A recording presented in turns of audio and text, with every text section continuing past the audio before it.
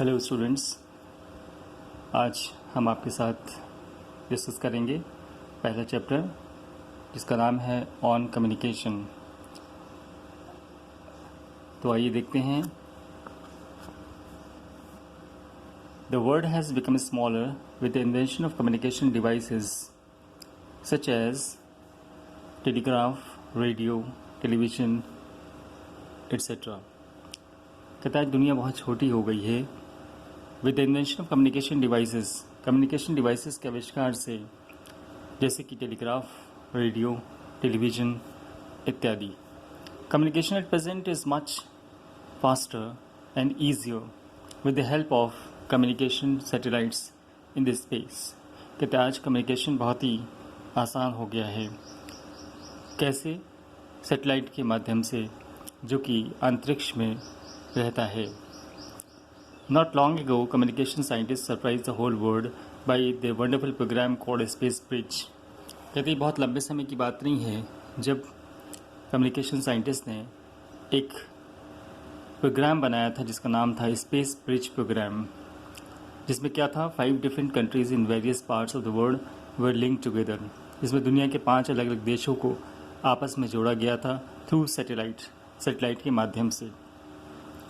It was indeed one of the greatest achievements in the fields of communication. वास्तव में ये communication के क्षेत्र में एक बहुत बड़ा अचीवमेंट था, एक बहुत बड़ी उपलब्धि थी। Communication can be defined as a method of transmitting and receiving ideas, information and messages. कहते कम्युनिकेशन को अगर हम डिफाइन करें तो कह सकते हैं कि it is a method of transmitting and receiving. Transmit means भेजना, एंड रिसीविंग माने प्राप्त करना। Communication is a method of transmitting and receiving ideas, information, messages. Communication हमारे विचारों के आदान प्रदान का एक माध्यम है। It is of vital importance to the family. यह हमारे परिवार के लिए बहुत ही आवश्यक है, as well as to the society और समाज के लिए बहुत ही आवश्यक है। The application of communication techniques has changed the structure of societies and altered the course of the world history. आज कम्युनिकेशन का जो स्ट्रक्चर है, द एप्लीकेशन ऑफ कम्युनिकेशन के एप्लीकेशन से, यानी कम्युनिकेशन के यूज़ से पूरी दुनिया का स्ट्रक्चर, सोसाइटी का जो ढांचा था वो आज पूरी तरह से बदल गया है। और पूरी दुनिया का जो एक स्ट्रक्चर था वो एकदम बदल गया, यानी पूरी दुनिया बदल कर रह गई है जब से कम्युनिकेशन प्रोसेस हमारा स्ट्रॉन्ग हुआ है। Communication among animals is interesting study. कहते जानवरों के बीच भी कम्युनिकेशन होता है और ये एक बड़ी इंटरेस्टिंग स्टडी है। बीज for instance have a remarkable system of communication. जो हमारी बीज होती हैं, यदि मधुमक्खियाँ होती हैं, इनका भी कम्युनिकेशन करने का अपना तरीका होता है। When a bee discovers a source of nectar, जब कोई बी कहीं पर सोर्स ऑफ नेक्टर, यानी उसको कहीं पर फूलों का रस मिल जाता है, नेक्टर मीन्स होता है अमृत, जब उसे अमृत मिल जाता है, इट इन्फॉर्म्स द अदर बीज in the hive through a special dance. तो ये अपने दूसरे मधुमक्खियों को जो कि छत्ते में हैं उनको कैसे इन्फॉर्म करती है? थ्रू स्पेशल डांस, एक अजीब तरह का डांस करती है। The location of the source is communicated by the kind of the dance. उसकी लोकेशन यानी किस जगह पर है, ये इस बात से पता चलता है कि किस प्रकार का डांस वो कर रही है। The direction is indicated by the angle of the axis of the dance. और किस दिशा में है, ये इस बात से पता चलता है कि वो किस दिशा में डांस कर रही है। And the amount of nectar by the vigorousness of the dance. और कितनी ज़्यादा मात्रा में है, ये इस बात से पता चलता है कि वो कितना उत्साहित होकर के डांस कर रही है। तो देखिए बीज जो है वो भी अपने जो एक दूसरे से कम्युनिकेशन करती हैं और अपने तरीके से करती हैं। Recently it has been observed, और कहते हैं ये भी देखा गया है, दैट सी क्रिएचर्स टॉक। जो हमारे सी क्रिएचर्स हैं, जो समुद्री प्राणी हैं, वो भी बात करते हैं। Dolphin emit a distinct noise to seek help. जो डॉल्फिन है वो अजीब तरह की आवाज़ निकालती है जब उसे हेल्प की ज़रूरत होती है। And studies have been undertaken towards achieving communication with the aquatic mammal. और साथ साथ जो एक्वेटिक मैमल्स हैं, जल में रहने वाले, उन पर भी स्टडी की जा रही है कि वो किस प्रकार से एक दूसरे से कम्युनिकेशन करते हैं। Primitive man drew and painted on cave walls. और आइए बात करते हैं हम प्रिमिटिव मैन की, यानी हमारे आदि मानव की, वो कैसे बात करते थे। They use to drew and paint on cave walls, वो अपनी गुफाओं की दीवारों पर कुछ न कुछ पेंट कर देते थे, कुछ ड्रॉ कर देते थे, कुछ लाइन बना देते थे, कुछ साइन एंड सिम्बल्स बना देते थे. तो they use signs and symbols as man's knowledge expanded. जैसे जैसे व्यक्ति का ज्ञान बढ़ा, writing became necessary in order to transmit information. अब अपनी इंफॉर्मेशन को सेंड करने के लिए, भेजने के लिए लिखना पढ़ना धीरे धीरे शुरू हुआ. From writing on animal tissues man moved on to using paper for writing. और सबसे पहले आदमी ने किस पर लिखना शुरू किया? एनिमल टिश्यूज़ पर, जानवरों की खाल पे. फिर man moved on to using paper for writing following the discovery of paper making. फिर धीरे धीरे पेपर मेकिंग की टेक्निक आई और बाय द चाइनीज़ ने अराउंड 5th सेंचुरी, लगभग 5वीं शताब्दी के आसपास उन्होंने पेपर बनाने की तकनीक की खोज ली और तब पेपर बनाना शुरू किया गया और तब पेपर पर लिखना शुरू हुआ. In the middle of the 15th century AD और फिर धीरे धीरे 15वीं शताब्दी के तक the German printer John Gutenberg used the movable type for the first time. सबसे पहले जो छापेखाने का आविष्कार किया वो एक जर्मन प्रिंटर था जिसका नाम था जॉन गुटेनबर्ग. और first time in Europe to print the Bible. और पहली किताब जो उसने छापी उसका नाम था Bible. The technique widened the opportunities for learning. इससे क्या हुआ, धीरे धीरे जो पढ़ने लिखने का तरीका था उसमें बदलाव आया और लोगों को अपॉर्चुनिटीज़ मिली, अवसर मिली पढ़ने का अवसर मिला. ज़्यादा से ज़्यादा लोगों तक किताबें पहुंची और जब किताबें पहुंची लोगों को प्रिंटेड मटेरियल मिलने लगा. तो इससे क्या हुआ, लोगों में नॉलेज बढ़ी और लोगों के सोचने समझने का तरीका बदला. And led to radical changes in man's thinking and living. इससे व्यक्ति के थिंकिंग में, उसकी सोच में और उसके रहन सहन में बहुत बड़ा परिवर्तन आया. The early methods of communicating over long distances included drum beats. जो हमारे आदि मानव यूज़ करते थे, अर्ली मेथड जो उनके थे लॉन्ग डिस्टेंस यानी दूर बैठे हुए लोगों पर उनको कैसे कम्युनिकेट करते थे, उसमें थे ड्रम बीट्स यानी ड्रम बजाते थे. फायर स्मोक सिग्नल, ठीक है, स्मोक सिग्नल यानी धुआं सुलगा देते थे या आग जला देते थे. And instrument such as the ram's horn, या फिर जैसे रैम की हॉर्न का यूज़ करते थे, उससे आवाज़ निकालते थे और दूर बैठे लोगों को कम्युनिकेशन करते थे. And during the middle ages, फिर धीरे धीरे मध्य युग आया. Homing pigeons were used to transmit messages. और फिर क्या हुआ, जो हमारे कबूतर थे उनको इस्तेमाल किया गया, उनके माध्यम से एक स्थान से दूसरे स्थान तक संदेशों का आदान प्रदान किया गया.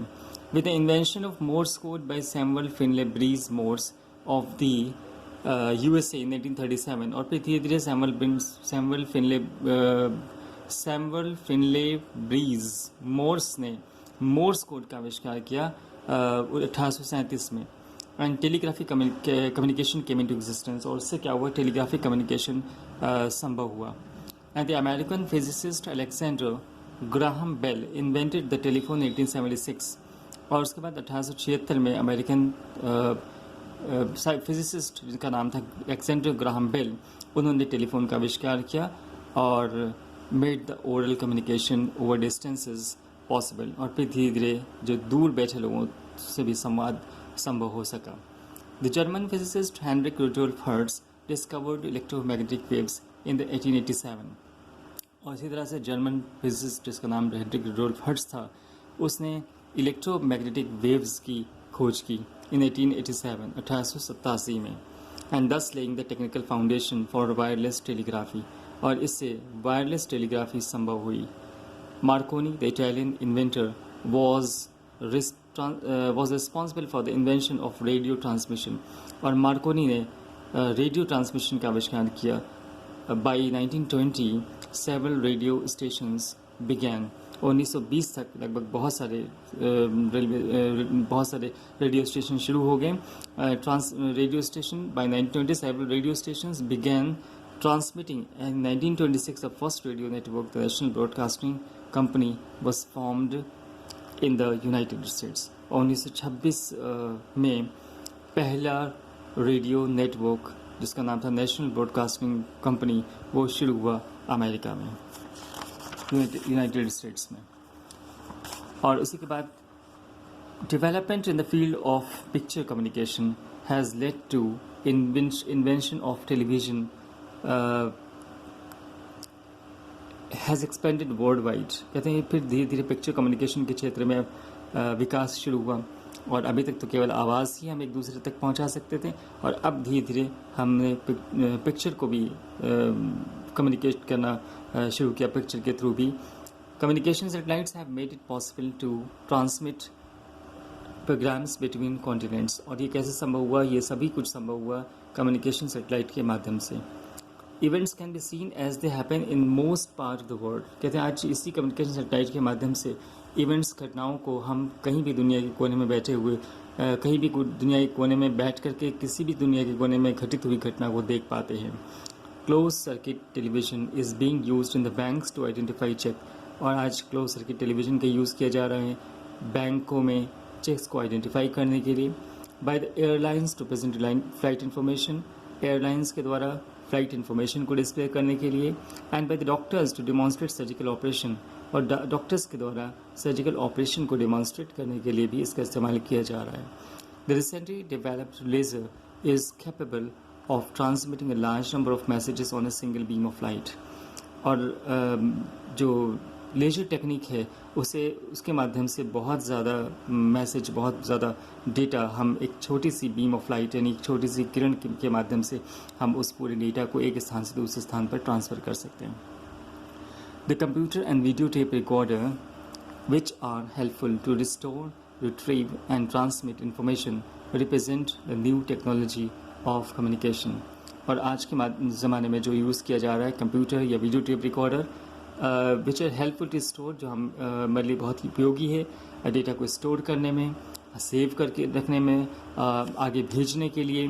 This represent the new technology of communication. ये नई तकनीक का हिस्सा है जो आजकल हमारे समय में यूज़ किया जा रहा है.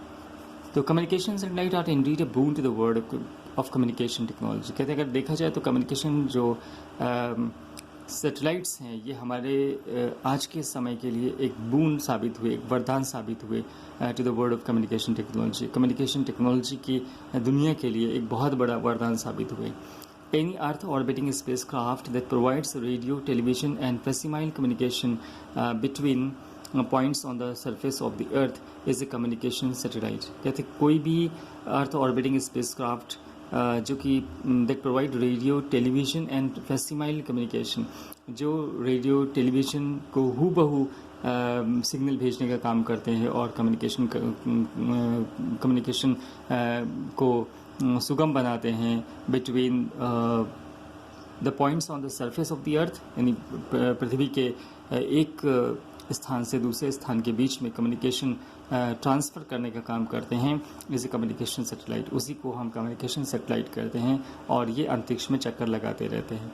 दे are passive communication satellites and active communication satellite. अब ये कम्युनिकेशन सैटेलाइट भी दो प्रकार के होते हैं पैसिव और active. The passive one reflect radio signal in the same way as mirror reflect light. और जो पैसिव कम्युनिकेशन सैटेलाइट होते हैं वो वैसे ही कम्युनिकेशन को रिफ्लेक्ट करते हैं जैसे कि एक मिरर लाइट को रिफ्लेक्ट करता है. They carry no electronic equipment. इसमें कोई इलेक्ट्रॉनिक इक्विपमेंट नहीं होता. And no radio antenna. उसमें कोई रेडियो एंटीना नहीं होता.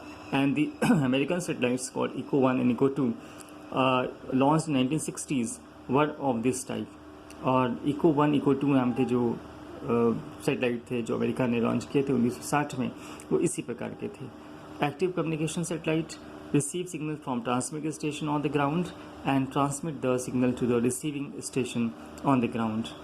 जो एक्टिव कम्युनिकेशन सैटेलाइट होते हैं वो एक स्थान से सिग्नल प्राप्त करके दूसरे स्थान को भेजने का काम करते हैं. And the electrical power for reception and transmission is obtained from the solar cells on the satellite. और इस कार्य के लिए यानी कम्युनिकेशन को एक स्थान से दूसरे स्थान भेजने के लिए जो सैटेलाइट है उसको पावर की ज़रूरत होती है. और वो पावर उसको शक्ति कहाँ से मिलती है? वो उसे मिलती है सोलर सेल से जो सैटेलाइट में लगे होते हैं. कहते हैं the new technology of communication has great potential for bringing the world close together and for increasing the understanding of the world's people. कहते हैं आज की जो हमारी टेक्नोलॉजी है उसमें बड़ी शक्ति है कि वो दुनिया को क्लोज कर सकती है, वो आपस में मिला सकती है। और आज हम देखते हैं कि यही टेक्नोलॉजी का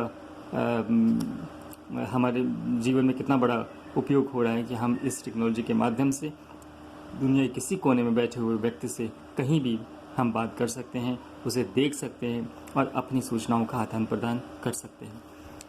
तो उम्मीद है कि आप लोगों को ये चैप्टर समझ में आया होगा।